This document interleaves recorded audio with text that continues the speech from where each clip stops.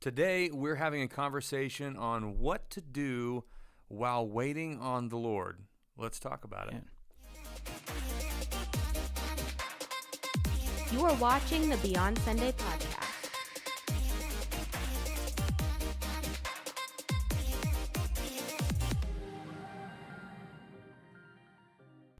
I can't wait. You said you got good stuff. I'm about to be wowed. I'm ready. No, Lauren had good stuff to add into Okay. this. So I'm excited. This is because normally we get input from her after. This is in advance. Yeah. Man, I did not realize you brought a consultant in. I didn't. I feel like I'm involved out. herself. Oh, I was going to say, I feel like I'm outgunned 2-1 over here on Yeah. this one. So, all right.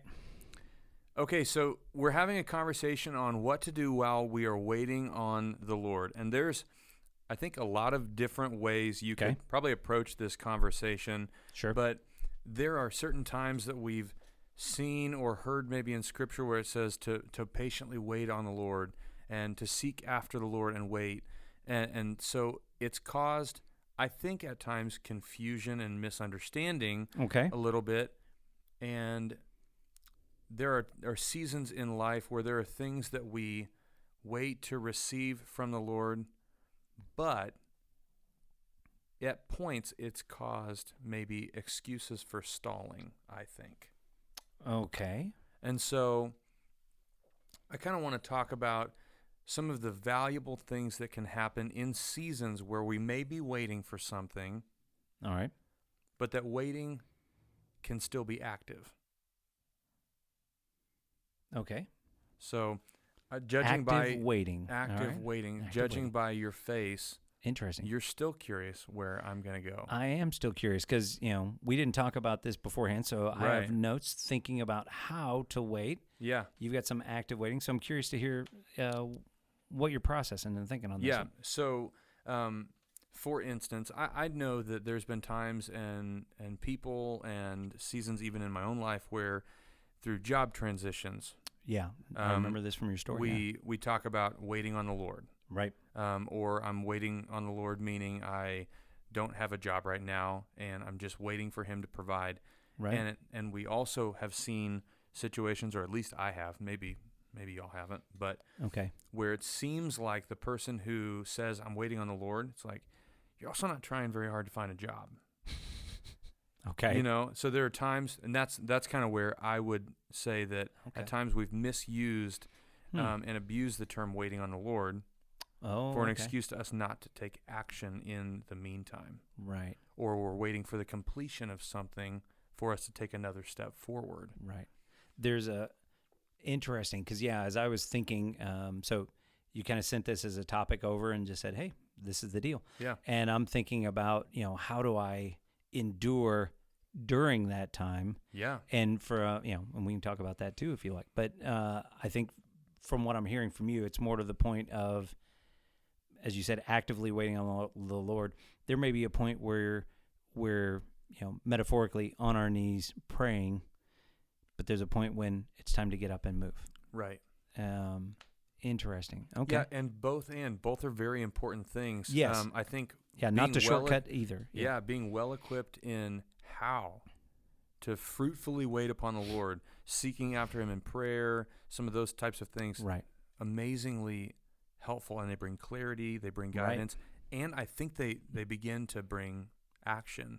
Mm-hmm. Because the Lord's faithful to speak oftentimes, and we've talked in other episodes about like our connectedness to like Right. digital things and Right, yeah. everything, and so much of that drowns out our ability to be restful and to hear well at times. I would agree. Yeah. And so it slows down, and so we feel like seasons of waiting, I think, sometimes last longer than they should. And maybe not for everything, but Right. I was at home and I was kind of planning through this and processing about the conversation and different thoughts on it.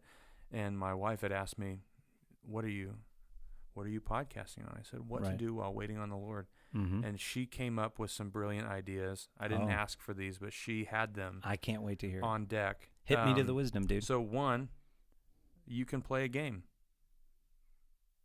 You could sing Okay. a song. You could exercise. You could color a picture. You could even go fishing while waiting on the Lord. So, okay. Thanks, honey. So those are all things you can do while waiting. I don't see how that helps with that active waiting that you were just talking about, though. I didn't say they were helpful suggestions. I said my wife gave suggestions. Don't irritate your number one fan. Don't do that. It's true. Same team. So yes, there's a lot of things that you can do. She promptly just told me, "Well, this is easy. You could color." My bad. I guess I didn't even think about that. Yeah. So, all right. But in looking at it, thanks for the suggestions. So as you look at it, then, it is this interesting finite balance. We're going to have another podcast and talk about waiting on the Lord when it seems like he's not showing up. Yeah. When it feels that we're waiting longer than we feel like we should have. Uh-huh. I think that's another great one. But Yep. in this case, yeah, I think there is that point of active waiting and preparation. One of my favorite stories in Scripture is in 1 Kings. I think, if I remember right around 17, maybe over 19, is a story of Elijah. He's just had the battle at Mount Carmel, and the prophets of Baal have been vanquished, and he's there on top of the mountain, and he begins praying because it's time. The Lord is going to bring the rain again, and Elijah's up on this mountain, and he begins to pray, and he's waiting, and he tells his servant to go and check. Is the Lord showing up yet? Mm-hmm. So Elijah's literally in this spot of waiting, and what he does is he checks, or in his case, has his servant check and go, what's God got going on right now? You see anything? No, I don't see God moving. Okay, I need to keep waiting. And he's actively waiting by seeking God in prayer. Yep. We don't know exactly what Elijah prayed, but he's seeking God in prayer. He's humbling himself. And then at a point when he feels necessary, he says, go and check. Is the Lord moving? And he keeps active in this until the seventh time. Eventually the servant says, I see something. It's not much. Because the servant says, I see rising out of the sea a cloud as big as a man's hand rising. Mm-hmm. And if you would look into the open expanse of all of the horizon, you go, it's a cloud about yay big out there. A little guy. Just a little guy. One. Yeah. It's out there. And he goes, good enough, go. Tell him to hurry up. The thing's coming. Storm is on its way. Mm-hmm. And that's the other cool thing. As soon as he has the sign, he says it's time for us to get moving. Mm-hmm. It's not that the Lord delivered it, like he's sitting there basking in the rain. It's all flowing. And he goes, well, this is it. God's finally arrived. He goes, nope, I can see he's moving right now already. So I'm going to get up and do my part. Right. And I think that's a great testimony of what we're supposed to do in that act of time, is that we're going to pray. We're going to keep our eyes open for what he is doing. Not what I expect, but what is he doing? Yeah. And then what can I do as my next step based on that? Right. Do you feel like it's fair to say at times we may even, in this image, go and check, we see that the Lord's moving, we're like, okay, I'm going to wait for him to move a little bit more. Right. I need a little bigger cloud to see. I need something a little more. And then I'm waiting. Right. I'm waiting just a little more. Thanks for that one, but not quite enough for me. Right. Yeah, I think that is really fair. I think there's a fear of feeling foolish, a fear that, is this the right thing? And so we find ourselves hesitating. I think there's a lot of different reasons in it.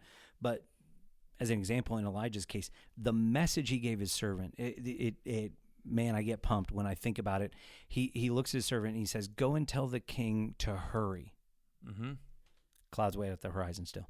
Tell the king to go ahead and hurry before the storm prevents him from being able to get there. And you go, what? It's right there. It's one little cloud. Mm-hmm. Think about the message. The servant goes, Elijah said, the storm's coming. It's going to wreck everything up. You're not going to get anywhere in your chariot if you don't hurry. I know there's no clouds coming. Yeah, you can't really see it. There's this one little puffy dude out there, but he says it's enough. But Elijah sees that and he goes, that's it. Lord's moving, man. Yep. So he's going to go. And I have faith in that. And that's the point when God tips his hand and he says, I'm leaning in towards you. I'm showing you that I'm present. You've got to take off and move. But yeah, in our heart, I think most of us would wait. The rain is coming and you go, I guess this is it. This must be the thing. And you go, yeah, it's very clearly the thing. We all know it is. But if that's what we're waiting on, will we ever actually experience that moment? Yeah, how important is it that we engage our faith also in the midst of it? It's really, really important. And maybe a good question is, what's the risk of stepping forward when we believe that we see the Lord working? Sometimes we're not going to get it right. No. Yeah, sure. And so in that, I even see that like that risk is so valuable still, even yet. One, it begins to grow and exercise our faith muscle. Right. Which is incredibly valuable. And for a lot of us, and I'll just speak for myself in this, it's weak. Yeah, I get that. It's weak. I'm too connected to the things that provide for me in a very physical way. And so my faith is weak. Right. In that regard. And so we learn so much, even if we begin acting and we realize, I missed that one. Right. No doubt. Yeah. So I go back to the waiting. Right. And you begin to seek the Lord more. Lord, teach me what can I receive from that? Right. What can I receive from this? Right. Yeah, I think one of my other stories in Scripture that I really like, I mean, it's not, follow me on this for a minute, but it may not feel like a waiting thing, but we see a story where the disciples are in the boat, big storm, and Jesus has been away praying. He's been on his own. He's like, hey, I have to catch up with the guys. They're on the way across the Sea of Galilee. The fastest way across is right across the water. Mm-hmm. That's for chumps to walk all the way around. And Jesus comes out walking on the water, and they see him, and once they realize it's him, in truth, all the disciples are now waiting for him to get to the boat. I'm waiting for Jesus to arrive in the midst of the storm. Peter sees something going on. And like you said, it's that stumbling, falling thing. So, kind of bear with the correlation here that he says, hey, while we're all hanging out waiting, I'm wondering if I could do a thing. If you'd invite me out to walk on the water with you, that'd be really cool. So just say the word. And he goes, yeah, come on out. And I think that's that moment of engaging faith, because, what I want to see is, if you could build like a little dock or something from me to you that I can walk on solid ground, that'd be great. Right. But, Peter exercising that faith muscle goes, okay, no one's ever done this before.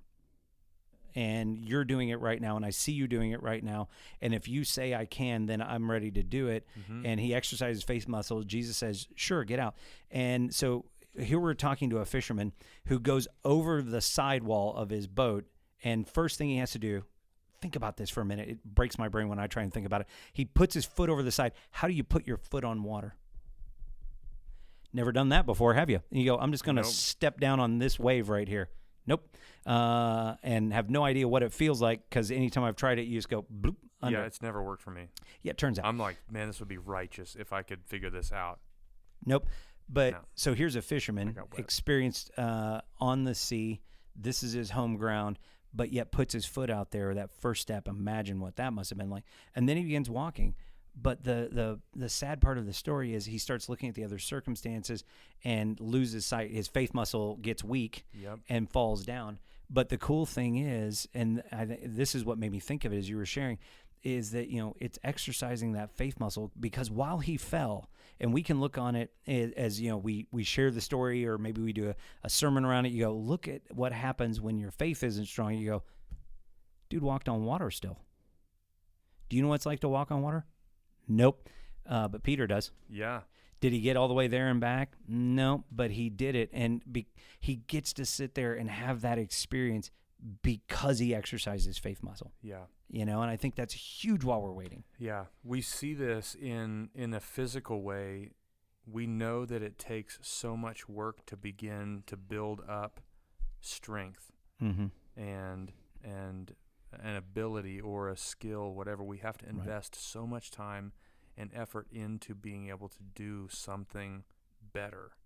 Mm-hmm. Same's true with our faith. Yeah, we would say, Right. well, I mean, he didn't even make it all the way back. Good grief. Right. It's like he took a lot more steps on water than you've ever taken. Turns out. And each time you do that and you realize that God was faithful in his side of it. Yeah. What went wrong? I began allowing all of these other inputs. Right. And I think one of the really, really rich and valuable truths about waiting on the Lord is the word abide. Love that one. You know that. I know that's a personal word for you, Love that but one. it's connected to the word wait as Mm-hmm. well. Yeah. And so it's not, waiting is not, Right. nope, okay. It's abiding in the Lord. It's so important that we abide in him Mm-hmm. because we are hearing from him, we're receiving from him, we're talking, and we're seeking after, and it leads us to continue to take action to stretch and challenge our faith Right. to keep moving forward. Yeah, and I think I was reminded of the book, The Normal Christian Life. Huge fan of the book. Talk about it with my life group all the time about it. Just I learned so many lessons in it.